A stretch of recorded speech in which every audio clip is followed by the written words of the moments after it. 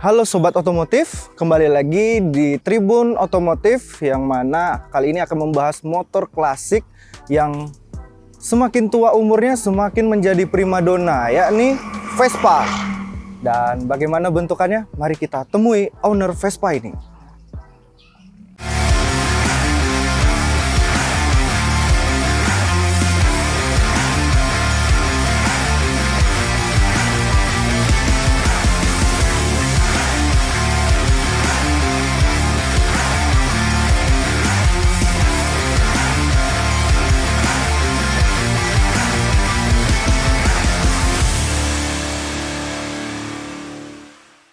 Nah, Sobat Otomotif, saat ini saya sudah sampai di rumah teman saya, Mas Vincent. Nah, kabarnya dia punya 2 Vespa nih.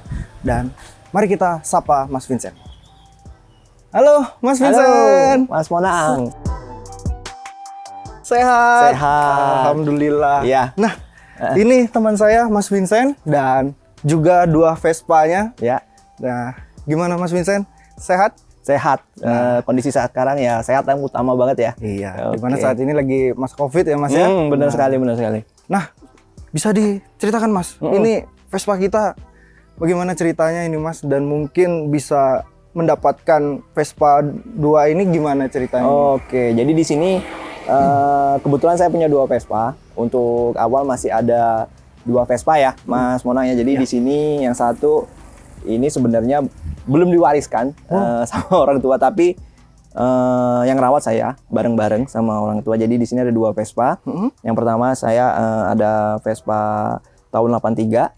Kemudian yang kedua itu ada Vespa Sprint tahun 70. Oke, Nah, jadi 2 Vespa ini ceritanya beda-beda. Kalau ini memang awal orang tua beli di tahun 83. Jadi setahun setelah saya lahir beliau beli gitu kan. Jadi ini sempat mengalami perjalanan masing-masing. Ceritanya unik-unik nih 2 Vespa nih, Mas Monang. Jadi yang pertama itu perjalanan di karir orang tua saya waktu membangun karir dari nol, kemudian membiayai untuk kebutuhan keluarga. Jadi beliau menggunakan ini. Jadi sempat terakhir itu kita putusin kayak rapat keluarga kecil, kita jual aja atau gimana ya gitu. Karena waktu itu kondisinya memang udah parah banget.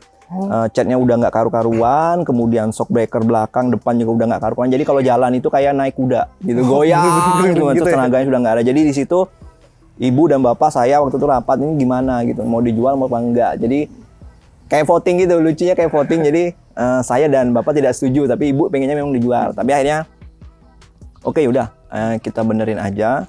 Dan keterusan sampai sekarang. Jadi ini memang di rebuild, di rebuild ulang dalam artian mungkin dari cat, kemudian dari suspensinya, kemudian dari mesinnya juga diganti ulang, tempat duduknya juga. Jadi yang masih original beberapa sih Mas Monang dari motor ini. Yang pasti sih dari semua bodinya, cuman hanya tinggal yang pernah diganti itu cuman dudukan tengah. Dudukan tengah Ya, dudukan pijakan tengah ini karena udah keropos waktu itu, jadi digantinya. Semuanya original dari tahun 83, belum ada yang diganti. Ini Vespa Excel tahun 83. Iya, benar sekali. Warnanya emang udah warna biru Mas? Iya, jadi awalnya biru dongker, kemudian saya usul jadi biru metalik karena berhubungan dengan salah satu klub sepak bola kesayangan saya. Jadi ceritanya begitu. Gitu. Apa itu Mas, kalau boleh tahu? Klubnya? Oh, pasti dong Inter Milan. Inter Milan. Nah, jadi itu cerita uniknya di sini. Terus kan ini istilahnya renovasi ulang ya Mas ya? Iya. Dan tentu pasti nyari satu persatu bahannya ini sulit ya? Iya. Untuk zaman sekarang tuh kayak gimana Mas kemarin nyarinya Mas? Oke, kalau untuk beberapa onderdil di sini kan memang kalau di sini nggak begitu banyak yang diubah ya. Kalau untuk motor yang satunya memang banyak banget, tapi kalau yang motor yang ini tidak ada. Tapi kalau berbicara onderdil memang kalau di aftermarket macam-macam sih kualitasnya Mas Monang. Tapi kalau untuk di Jambi sendiri ada beberapa bengkel yang sudah legendaris ya, kalau kata bapak saya itu udah legendaris, karena ada beberapa bengkel yang di daerah Kebun Andil itu dia udah dari awal menghandle untuk kendaraan Vespa. Jadi tapi di situ juga macam-macam kualitasnya, ada mungkin yang kualitasnya yang istilahnya KW, ada yang super, mungkin ada yang original juga. Tapi sejauh ini tidak masalah sih. Nah, untuk dicari onderdilnya. Dengar-dengar nih Mas, kalau untuk Vespa ini semakin gimana ya, misalnya barang bekas itu katanya lebih mahal untuk onderdil Vespa itu. Bener nggak Mas? Soalnya nih tahun lama, soalnya masih asli. Sedangkan kita beli yang baru, itu biasanya yang KW itu bener nggak sih Mas? Iya, jadi itu sih benar. Jadi kalau kita beli onderdil yang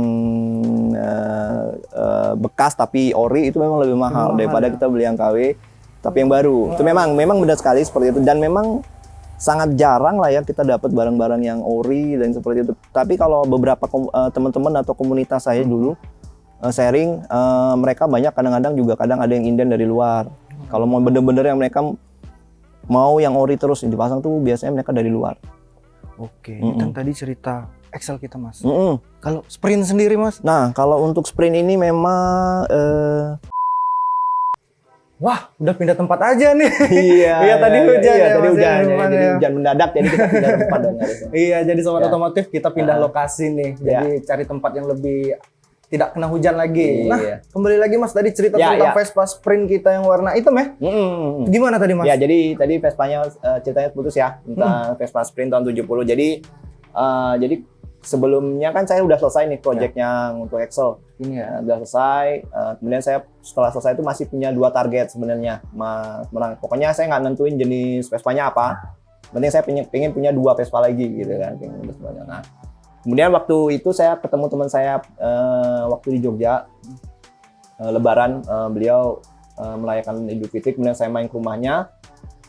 Saya nggak notice, nggak inget tuh waktu datang itu ada tumpukan barang. Tapi ketika balik, saya mau naik motor, saya lihat ke sebelah kanan, itu ngeliat bagian belakangnya nih.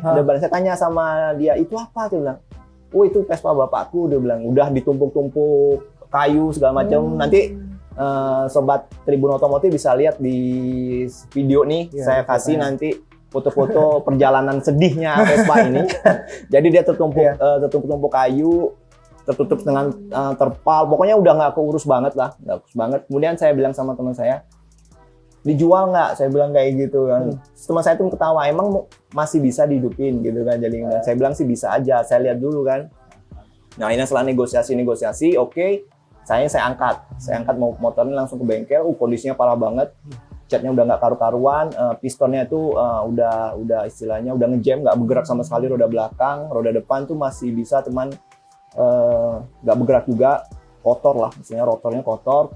Nah di situ saya bawa ke bengkelnya tuh udah geleng-geleng kok bisa seperti ini. Akhirnya di situ fokus pertama saya waktu itu adalah untuk bodi dibersihkan dulu aja, dan bongkar mesin.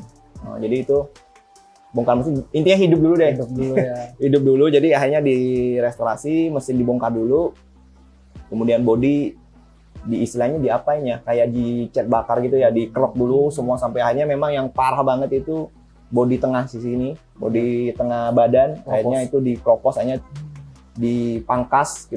Saya cari beli yang KW juga untuk bodi tengahnya.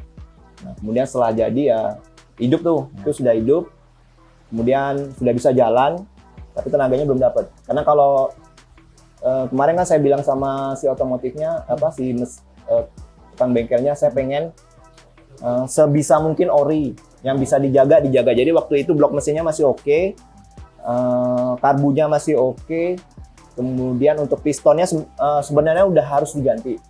Cuman saya bilang bisa nggak istilahnya kalau di bahasa otomotif itu dilemer ya, tuh supaya dia antara blok mesin dan pistonnya itu pas, jadi dilemer. Jadi dia bilang bisa, teman nggak tahan lama. Saya bilang saya mau yang ori aja. Ya udah, akhirnya dilemer untuk mempertahankan idealisme saya gitu. Jadi akhirnya hidup ya. Memang abis itu settingan tenaganya kurang tuh Mas Menang. Jadi akhirnya sampai lah ini restorasinya mulai 2019. Jadi udah berjalan hampir kurang lebih 2 tahun. Untuk tenaga masih belum dapat. Kalau feeling saya jauh ya antara Excel dan ini masih belum. Kalau ini udah dapat bener, ini sudah dapat bener. Kalau yang Excel, kalau yang ini belum dapat sampai sekarang. Mungkin karena pekerjaan juga. Jadi saya belum begitu fokus lagi untuk ke depannya untuk ini. Tapi tetap jadi PR saya untuk ini. Gitu Mas Menang ceritanya. Jadi ini kan masing-masing dihidupkan ulang lagi nih. Ya, dihidupkan ulang lagi. Tentu Excel sama Sprint punya perbedaan sendirilah mungkin permasalahannya. Nah, dari permasalahan itu kira-kira cost yang sudah dikeluarin ini beda-beda untuk masing-masing nih. Beda-beda. Jadi kalau untuk ini lebih mahal ya dibanding yang ini. Kalau yang ini kan ulang kita dari awal ya. karena ulang ini benar-benar ulang dari awal. Kalau yang ini kan hanya masalah cat dan servis mesin aja, sama ganti beberapa spare part ya. Kalau totalan untuk rupiah, kalau sampai dengan saat ini kondisi spring seperti ini, mungkin kurang lebih habis mungkin sekitar 8 jutaan.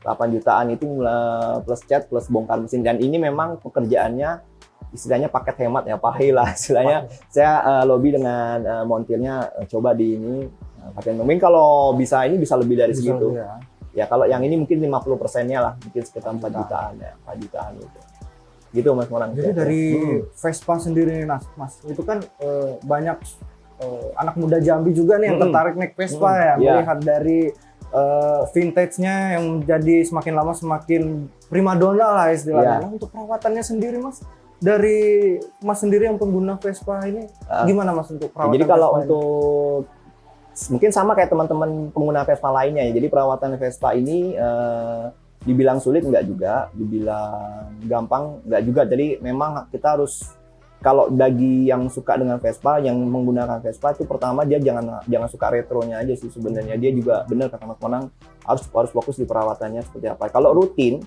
bagi saya, kalau saya seminggu sekali itu bersihin busi sih. Biasanya saya selalu kontrol di busi dulu. Ya busi, terus saya bersihin tuh pokoknya, walaupun saya seminggu itu nggak saya pakai, pokoknya minggu depannya sudah saya buka, udah saya bersihin gitu kan, sudah saya bersihin gitu kan. Nah itu sih yang paling urgent. Kemudian juga sering kalau nggak dipakai sama sekali, dalam artian seminggu kita nggak pakai, cukup dipanasin aja sih, cukup dipanasin aja, karena kan sistem olinya ini kan oli campur ya. Ya jadi supaya di karbu itu sirkulasinya lancar aja sih.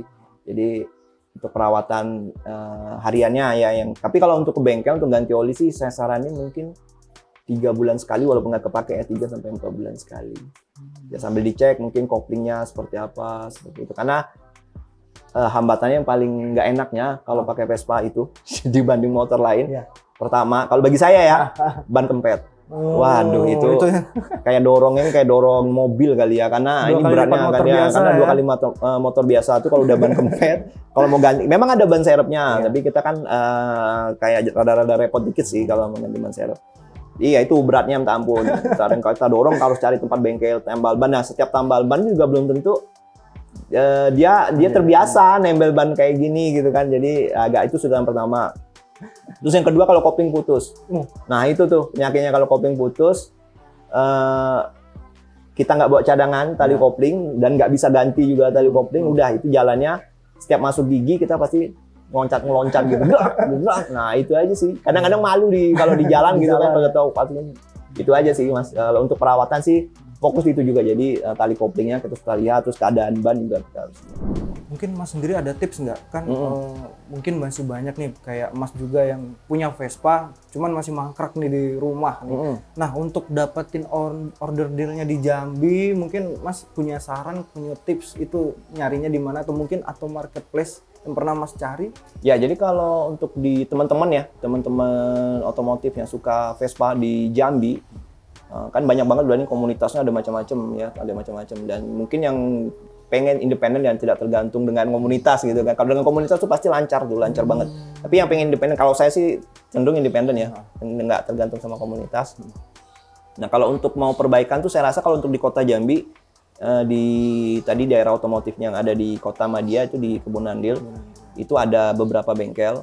Saya kasih contohnya, namanya boleh ya, nggak apa-apa ya. Mungkin namanya Salam Jaya mungkin ya, salah satunya yang menjadi recommended saya itu Salam Jaya, itu ada di Kebun Nandil. Di situ sih cukup expert lah, kalau dari istilahnya, kalau dari orang tua saya itu jauh sebelum orang tua saya beli Vespa tuh, yang teman-teman yang udah tua-tua itu tuh juga di situ semua, Jadi memang itu turun temurun. Jadi di situ sih recommendednya. Nah kalau untuk di aftermarket, mungkin kalau untuk di marketplace tuh banyak banget. Cuman ya memang kalau kita cari yang original rada susah. Jadi buat temen-temen yang suka otomotif, suka Vespa, jangan khawatir sih. Tentunya jangan khawatir. Hidupin aja Vespanya. Memang bilang, waduh duitnya nggak ada nih ya. Itu sih tadi tantangannya utama. Jadi istilahnya terbesar. Tapi kalau saran saya cicil aja dulu. Mana yang paling urgent. Jadi misalnya, yang paling urgent mesinnya dulu dienakin. Bodinya belakangan sih kalau menurut saya. Justru kalau saya bodinya ada catnya kotor gitu, malah mungkin ada menambah retronya sih. Cuma memang itu bukan konsep saya sih, saya lebih yang sukanya yang elegan gitu. Tapi ada yang dia nggak peduli bodinya sama mesinnya sehat, tapi bentuknya gak karu-karuan, ya ada juga yang seperti itu sih aliran Vespa gitu, gantung selera. Apa yang kayak saya dengar ini sprintnya kayaknya peruntukannya memang untuk jalan lebih kencang daripada Excel atau gimana nih Mas? Sebenarnya kalau dari historisnya, kalau dari historisnya dulu sih apa ya? Kalau untuk sprint ini supaya lebih bisa digunakan ibu-ibu cewek kali ya. Jadi ibu-ibu cewek karena bodinya kan lebih small ya, lebih small. Sebenarnya setelah ini tuh ada yang saya incer lagi Mas Monang, satu PTS namanya. PTS tuh giginya cuma 3, lebih slim lagi gitu kan. Nah, itu yang saya udah dapet satu, cuman dia kasih harganya mahal. Nah, itu next project setelah 2 ini selesai, dan karena memang saya targetnya kan 3 ya. Nah, PTS itu saya udah ada dan itu. Nah, kalau bedanya dengan yang Excel itu kalau dari sisi body, memang kalau si Excel ini memang cowok banget karena lebih gede, terus lebih tinggi dibanding kalau yang ini. Kalau yang ini memang lebih rendah dan kayaknya sih buat si ibu zaman dulu masih bisa dipakai gitu. Mungkin ada target sendiri tuh. Berapa tahun ke depan untuk bisa kalau menggapai? Kalau untuk PTS mungkin target saya 2022 sih ini selesaiin fokus ini sama itu. Ini mungkin di akhir tahun 2022 atau di awal 2023 mulai lagi gitu.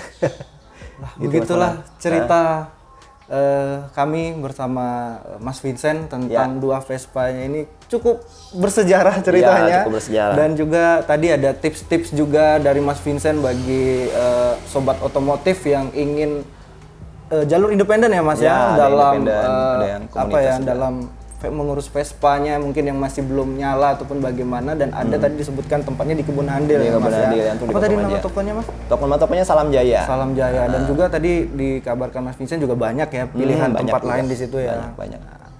Nah, sobat otomotif, demikianlah perbincangan saya bersama Mas Vincent, dan terus saksikan Tribun Otomotif selanjutnya, dan sampai jumpa di lain waktu.